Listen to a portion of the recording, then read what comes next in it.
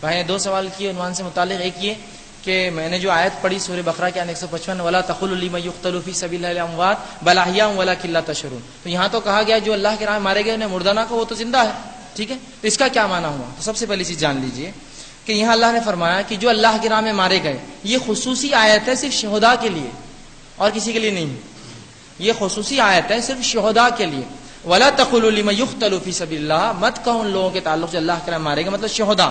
ٹھیک ہے، اموات مرے ہوئے ہیں. ٹھیک ہے، بل احیاء ہوں، جبکہ اللہ کے پاس زندہ ہے. لیکن آئیے آگے کی آیت کیسے کیا ہے؟ وَلَٰكِن لَّا تَشْعُرُونَ، تم کو عقل نہیں کیسے زندہ ہے وہ، مطلب ہماری یہ زندگی نہیں ہے ان کی. یہ تو کیا کہہ دیا، تم کو شعور نہیں ہے. اچھا ہمیں کس چیز کا شعور ہے؟ دنیا کی زندگی کا، پیدا ہوا، رہ رہا، کھا رہا، پی رہا، اٹھ رہا، بیٹھ رہا، بیوی بچے، مصیبت پریشانی حل، تو یہ شعور ہے ہم کو. لیکن اللہ کہہ رہا ہے وہ زندہ تو ہیں لیکن کیسی زندگی ہے تم اس کو سمجھ نہیں سکتے. وَلَٰكِن لَّا تَشْعُرُونَ، تم کو شعور نہیں آتا. اس کا مطلب وہ زندگی اس زندگی سے تو بالکل ہٹ کر ہے اور وہ برزخ کی زندگی ہے. ٹھیک ہے، تو یہاں شعور نہیں کہہ کر اللہ نے وضاحت کر دی ایسی زندگی نہیں ہے وہ. ٹھیک. دوسرا کہ جو آپ نے دوسرا حصہ کہا کہ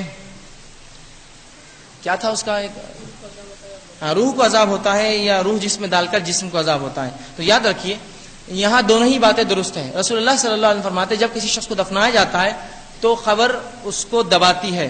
تو یہ تو جسمانی ہوا، جسمانی ہوا. ٹھیک ہے، خبر اس کو دباتی ہے. یہ سب کے ساتھ ہوتا ہے، ایک بار خبر اس کو دباتی ہے. اور رسول اللہ فرماتے ہیں مومنوں کو ایسا دباتی ہے جیسا ماں اپنے بچے گود میں لے کر دباتی ہے.